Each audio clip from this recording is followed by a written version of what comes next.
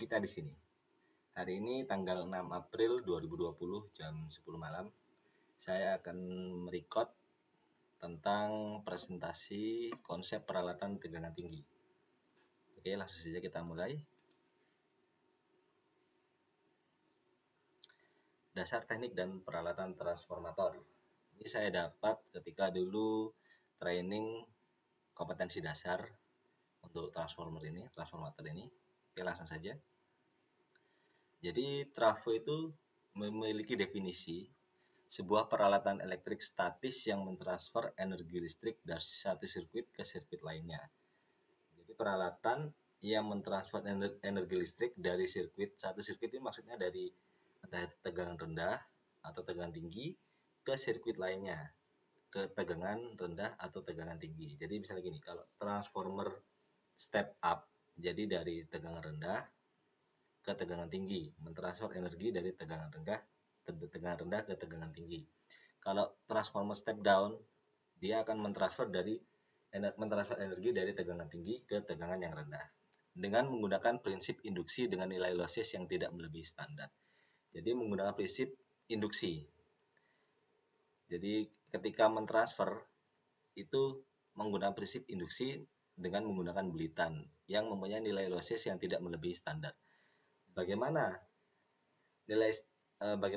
untuk penjelasan tentang hal ini? Kita ikuti slide selanjutnya. Sebelum itu, izinkan saya untuk membahas apa saja sih aksesoris yang ada di trafo. Mungkin di antara teman-teman ada yang masih bingung ya. Jadi ini di mouse bisa dilihat di yang saya tunjuk ini adalah konservator. Jadi dia itu fungsi konservator itu menyimpan minyak lebih. Jadi apabila trafo ini mempunyai arus, ada arus beban di situ, maka di mana ada arus, maka akan ada energi. Di mana ada energi, dia pasti akan menghasilkan panas. Nah, ketika transformer ini panas, diberi tantu panas, maka panas itu akan mengalir ke minyak. Jadi panas itu akan ditransfer ke dalam minyak dan minyak tersebut akan panas. Ketika minyak panas, dia akan memuai. Kalau minyak panas memuai, dia membutuhkan suatu wadah. Jadi dia membutuhkan wadah yang kita sebut di sini konservator. Jadi konservator ini wadah untuk pemuaian minyak. Kenapa kok trafo membutuhkan wadah untuk pemuaian minyak? Agar transformer ini minyaknya tidak rembes keluar melalui ini sekat-sekat yang ada di sini. Jadi ketika minyak memuai, namanya minyak memuai kan mengembang. Ketika mengembang, kalau tidak ada transformer dan tidak ada konservator, jadi dia tidak ada tempat untuk mengalirkan minyak yang mengembang, maka dia akan merembes melalui sekat-sekat di sini. Entah di sini, entah di busing, pokoknya ada sekat-sekat yang tidak begitu kuat, dia akan merembes keluar. Untuk mencegah hal itu, maka dibuatlah konservator. Jadi pemuaian minyak akan menuju konservator. Yang bawah ini adalah valve untuk mengeluarkan minyak yang bagian bawah. Tujuannya banyak, bisa untuk fasilitas filter, bisa untuk fasilitas mengambil minyak DGA dan lain sebagainya. Pokoknya intinya ini adalah valve untuk mengambil minyak dari bawah tangki yang ini. Kalau ini adalah busing-busing ya. Yang kecil ini busing tegangan rendah. Ini bisa jadi kalau trafo step up, berarti ini adalah busing yang primer, step up. Kalau trafo step down, berarti ini busing yang sekunder, tergantung penggunaannya. Yang jelas, yang kecil ini menunjukkan dia adalah busing tegangan yang rendah, karena dia busingnya kecil. Kalau yang besar ini adalah busing tegangan tinggi. Jadi seperti itu. Kemudian di bagian sini, ini adalah OLTC. Ini ada konservator sendiri. Jadi di sini konservatornya dibagi dua ya. Di gambar ini biasanya kan kalau trafo itu kan konservatornya jadi satu, konservator menteng sama konservator LDC. Nah kalau di sini dia dibagi dua. Ini adalah konservator untuk mentengnya, dan ini adalah konservator untuk LTC-nya.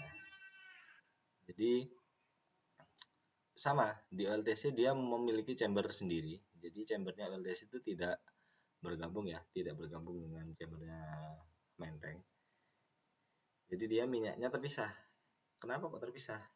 Karena pada LTC akan terjadi pergerakan LTC yang dimana kalau pergerakan LTC itu akan menimbulkan semacam lompatan bunga listrik ya, bunga listrik. Pisau-pisaunya diverter switch itu akan menimbulkan lompatan-lompatan bunga listrik dan akan menghasilkan karbon dan endapan-endapan lainnya. Jadi kalau misalnya chambernya ini menyatu dengan chamber Menteng, maka karbon-karbon tadi akan mempengaruhi minyak pada Menteng dan hal itu sangat-sangat tidak boleh. Oleh sebab itu dia mempunyai chamber sendiri. Nah, karena mempunyai chamber sendiri, maka dibutuhkan konservator sendiri karena sama, minyak pada LTC ini akan panas juga. Jadi ketika panas, minyaknya akan ke konservator yang LTC. Yang terakhir ini adalah sirip-sirip, ini adalah radiator ya.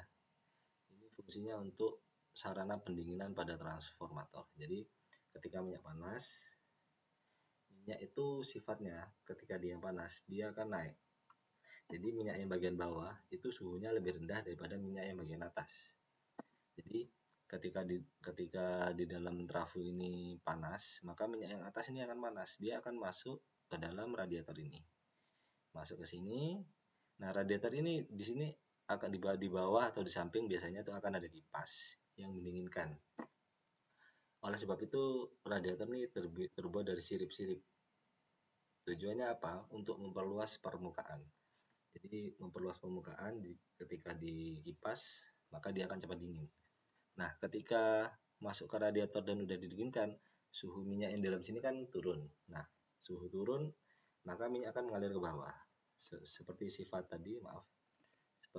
tadi, kalau minyak yang panas di atas, minyak yang dingin di bawah. Jadi ketika masuk ke radiator melalui atas, dia masih panas. Ketika didinginkan, dia akan ke bawah. Nah, ketika udah dingin di bawah, dia akan masuk lagi ke transformator. Begitu terus. Di dalam transformator dipanaskan, dia naik lagi. Masuk ke radiator didinginkan, dia akan turun.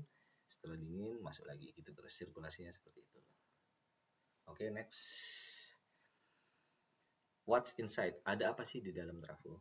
Maaf ini bahasa Inggris karena memang saya dapatnya seperti ini. Jadi akan saya terjemahkan sebisa saya.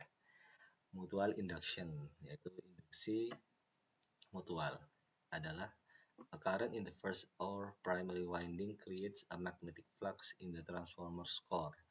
Jadi arus yang melewati belitan primer, primary winding, jadi ada arus ya, yang melewati belitan primer akan menciptakan flux magnetik di core, di transformer core, di inti trafo itu. Jadi di inti trafo bagian di inti trafo sih ya, di inti trafo. Jadi ketika ada arus lewat di belitan primer, di belitan itu, maka di core-nya trafo itu akan ada magnetic flux atau flux magnetik.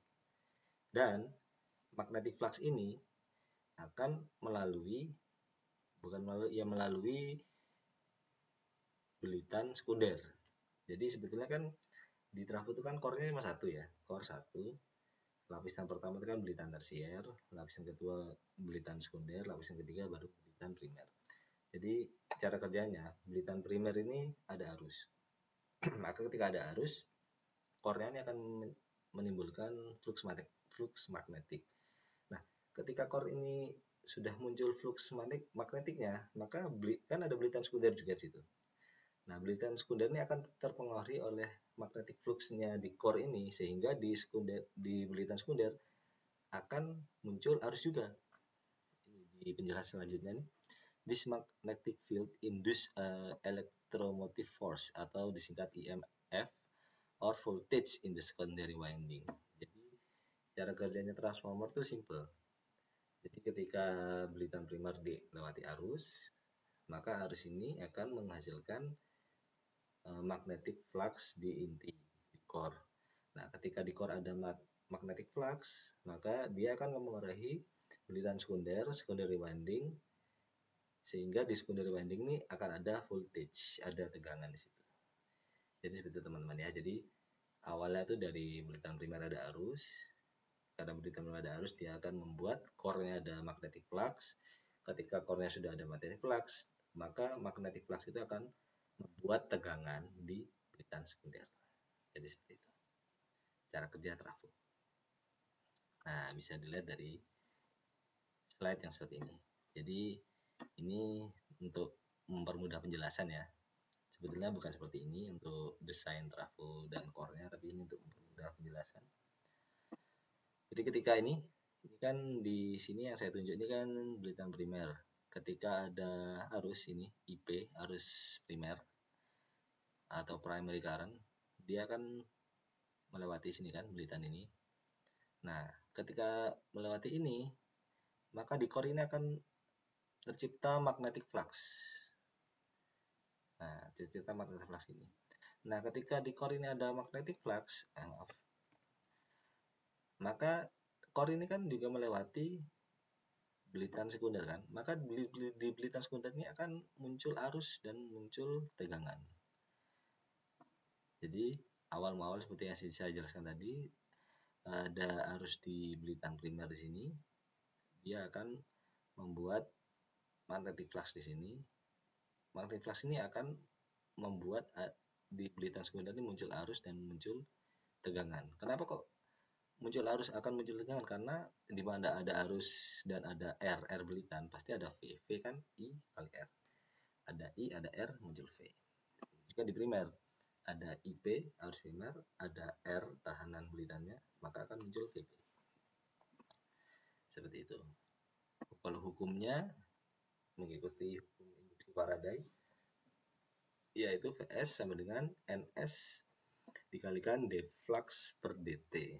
D flux ini jumlah flux per dt time ya, jadi per waktu. Jadi semakin lama maka fluxnya semakin tinggi. Ini bisa disederhanakan lagi, jadi kalau Vs sama dengan Ns kali d flux per dt, kalau Vp juga sama, bisa disederhanakan. Jadi misalnya dibagi, maka ini d flux per dt-nya yang sekunder dicoret dengan yang primer, bagian gitu, coret-coret, maka tersisa Vs per Vp sama dengan Ns per Np.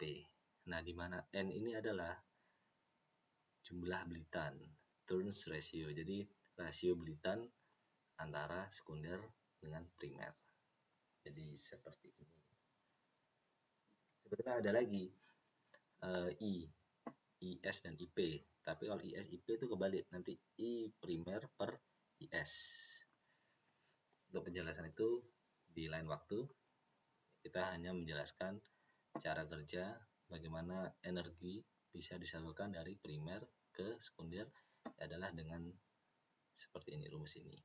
Tapi apakah hal ini ditemukan pada kondisi real? Maksudnya apakah misalnya gini nih, ada arus yang masuk sini, terus misalnya arusnya tuh 10 ampere misal, terus menghasilkan flux misalnya 10 Weber misalnya. Nah, apakah flux yang dari sini tuh akan diterima 100% di belitan sekunder? Jawabannya dari sini. Ternyata tidak. Pada kondisi real, flux yang dihasilkan primer tidak sepenuhnya akan diterima oleh belitan sekunder. Karena akan ada leakage flux, flux yang bocor. Jadi ada flux yang keluar jalur. Jadi akibatnya apa? Akibatnya yang seharusnya 100% diterima di sekunder menjadi berkurang. Ini akan menghasilkan losses. Seperti itu. Kondisi realnya akan menghasilkan losses. Leakage flux ini akan menghasilkan losses. Bagaimana penjelasannya akan saya jelaskan di slide berikutnya. Losses trafo. Kalau yang winding atau copper loss ini sudah jelas ya, winding resistance. Jadi di belitan itu juga selain copper loss juga ada core loss ya, sama. Jadi di belitan atau di core kan mempunyai tahanan ya, nilai tahanan. Dimana nilai tahanan itu apabila dilewati arus maka akan menghasilkan daya. Jadi seperti ini. P sama dengan I kuadrat arus kuadrat kalikan R tahanan kan. Jadi ada nilai P di situ. Ada nilai arus yang lewati dan ada nilai R. Nah, P ini apa? Daya ini apa? Daya yang menjadi panas. Dan sama seperti misalnya sambungan antar belitan. Itu kan ada nilai R. Maka ada arus lewat situ, maka akan panas. Di belitan juga, meskipun belitan ini bukan sambungan ya, tapi kan di belitan juga ada nilai R-nya, maka belitan itu akan panas. Oleh sebab itu kan ada tuh di trafo termometer belitan, winding temperatur gitu ya, sama oil temperatur. Kalau oil temperatur itu karena dipengaruhi oleh belitan.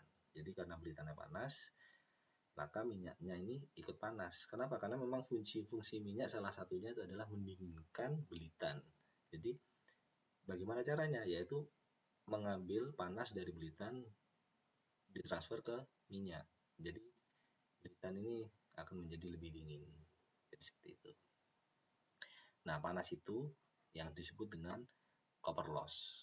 Begitu dengan core loss. Core juga sama karena core itu juga dari bahan metal ya. Jadi pasti ada resistansinya. Jadi juga akan mengalami panas, tapi tidak sebesar winding. Karena winding yang langsung dialiri arus. Sedangkan kalau di core dia hanya ada arus tapi kecil. Karena kenapa kok bisa ada arus? Nanti kita dilanjutkan ke magnetic circuit. Magnetic circuit, iron loss. Nah, ini yang core tadi. Jadi ini copper, belitan, ini core. Jadi kenapa sih kok di core ini atau di iron ini ada loss juga? Karena salah satunya yang pertama hysteresis loss. Hysteresis loss ini penjelasan seperti ini. Jadi ketika magnetic force muncul naik, ini dipengaruhi sama arus ya. Jadi ada arus, anggap aja gini, ada arus yang melewati belitan semakin tinggi, maka magnetic force-nya semakin tinggi. Jadi seperti itu ya. Jadi ketika magnetic force ini semakin tinggi, maka flux density-nya atau kerapatan fluxnya juga ikut tinggi, ikut naik. Jadi grafiknya itu naik. Nah, pada saat puncak saturasinya atau titik jenuhnya, dia kan AC kan naik turun ya. Kalau ya kayak ini sinusoidal kan naik turun. Nah, pada saat turun magnetic force-nya ini langsung turun. Nah, kalau yang flux density-nya, kerapatan flux-nya itu nggak bisa langsung turun. Dia itu bertahap.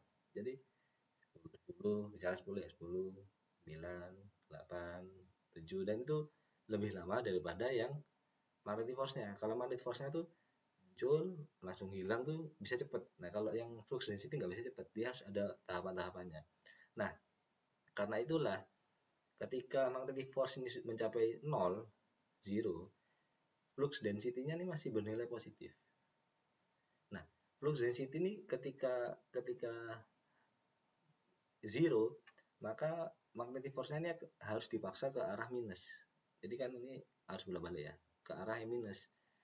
Gitu terus. Jadi perbedaan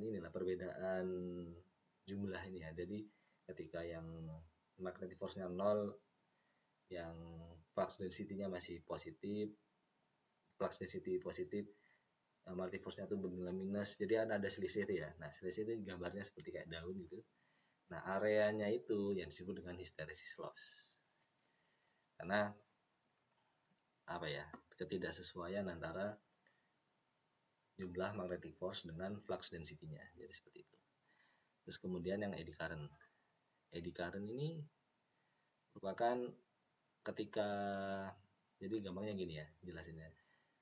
Eddy current ini di core ya. Di core ini kan sifatnya konduktif ya, logam ya, yang seperti saya bilang tadi. Ketika dia kan namanya logam, dia ketika ada magnetic field ya, magnetic force, dia akan sebagian magnetic force-nya itu akan menginduksi core ini, sehingga di core ini akan ada tegangan. Nah, ketika core ini ada tegangan dan core ini punya nilai R, maka muncul arus di situ. Ketika muncul arus di situ, maka arusnya itu akan berputar-putar di dalam core. Semakin besar maksudnya penampang core-nya, maka kalau semakin besar penampang, kalau menurut hukum tahanan kan berarti R-nya semakin kecil kan, maka arusnya akan semakin besar kan, kan I sama dengan V per R semakin kecil, maka I semakin besar, berarti arus eddy current-nya semakin besar. Jadi dia tuh misalnya segini lah,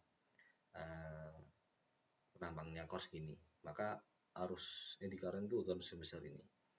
Makanya di core trafo itu nggak langsung besi pejal untuk menghindari yang arus besar itu. Di core trafo tuh bagiannya tuh kayak lapisan-lapisan kecil-kecil itu untuk membesar nilai R, sehingga kalau R-nya semakin besar, arus eddy current akan semakin kecil sesuai dengan rumus I sama dengan V per R tadi. Kalau R semakin besar, maka I-nya semakin kecil. Tapi ada syaratnya juga, lapisan-lapisan ini nggak bisa langsung ditempel. Nah, lapisan ini harus ada laminasi yang bersifat isolasi. Jadi laminasi ini plat besi tipis ya, kasih isolasi, baru plat besi lagi, kasih isolasi, baru plat besi. Jadi plat besi satu sama lain itu nggak langsung nempel, ada isolasi. Ini tujuannya apa? Tujuannya biar R-nya tetap kecil, maaf, R-nya tetap besar karena dibagi-bagi ya, nanti besar, dan biar arus ini nggak loncat dari layer yang ini nggak akan loncat ke layer yang lain karena ada isolasinya. Jadi tujuan seperti jadi arusnya akan kecil-kecil di setiap layer akan kecil daripada satu pejal besar. Jadi dibikin layer isolasi itu biar arusnya tetap kecil dan biar arus yang layer satu nggak lompat ke layer yang lain. Jadi eddy current losses seperti itu. Terus yang ketiga nih magnetostriction. Nah, ini berhubungan sama bahan yang digunakan dalam belitan atau core ya. Ya, jadi seperti yang kita tahu kan, belitan kan tembaga ya, core itu kan kayak baja besi gitu ya. Kan di semua pabrik kan nggak mungkin sama ya, dalam arti itu tembaganya A sama B itu pasti ada grade-nya kan. Nah, semakin tinggi grade-nya itu semakin bagus, semakin rendah itu semakin jelek. Semakin jelek itu maksudnya gimana? Misalnya bahan belitan dan bahan core-nya itu ketika jelek, maka untuk pengaliran fluxnya itu tidak akan sempurna seperti di gambar ini ya. Ini ada contohnya magnetostrix ini. Jadi dan magnet ini kan harusnya di gelombang sinusoidalnya kan mulus gitu ya. Nah, karena bahannya ini jelek, bahan core-nya ini jelek, bahan besinya ini jelek, maka magnet flux density-nya itu tidak sempurna. Dalam arti itu akhirnya sinusoidalnya nggak sempurna. Ini kayak gini, mengembang mengkerut ini kayak nggak sempurna lah. Nah, ketidaksempurnaan ini akan menghasilkan panas nanti. Jadi semuanya nih ya panas. Oh ya, saya maaf lupa. Jadi semua losses ini menghasilkan panas. Energi yang terbuang akan menjadi panas. Jadi sama, magnetostriction ini juga akan menghasilkan panas karena ketidaksempurnaan flux ini, sinusoidal ini, yang disebabkan oleh bahan dari core-nya itu atau bahan dari belitannya itu. Terus ada lagi mechanical losses. Mechanical losses ini sebetulnya di trafo tidak ada, karena mechanical losses ini losses yang terjadi akibat gesekan ya. Jadi kalau kita tangan digesek gini akan terasa panas kan. Nah, panas itu lossesnya. Sedangkan di trafo ini kan diem. Jadi sebetulnya di trafo itu nggak ada. Tapi kenapa Pak di sini ditulis ada? Karena trafo ini kan bergerak. Dalam arti bergerak itu ketika kita beli trafo atau kita pindah trafo kan dia kan bergerak kan. Nah, pergerakan trafo dari gardu induk satu ke gardu induk lainnya itu kan di dalamnya kita nggak tahu dia itu akan mengubah struktur mekaniknya atau enggak. Jadi misalnya struktur mekaniknya berubah, entah itu misalnya klem di dalamnya tuh karena berubah, yang semula rapat ya terus berubah bergerak, akhirnya baut-bautnya longgar, itu akan menghasilkan panas juga. Maka itu yang disebut dengan mechanical losses. Tapi ini kecil sekali kalau di trafo. Biasanya ada di motor-motor yang bearing-bearing yang bergerak, itu bergerak kan panas itu. Tapi di trafo juga ada. Terus yang terakhir adalah stray losses. Stray losses ini adalah seperti yang sebelumnya tadi, yang saya jelaskan tadi, bahwa kalau flux dari primer ke sekunder itu enggak 100%. Ada flux yang bocor ke tempat lain, yang masuk ke dalam ini, strylosis. Jadi ketika belitan primer menghasilkan flux, dia akan fluxnya ini yang menuju ke belitan sekunder enggak 100%. Ada yang ke arah menteng, ada yang ke arah core, ada yang ke arah klem. Pokoknya intinya ke arah yang bahan yang metal yang bisa menerima flux, menerima medan magnet.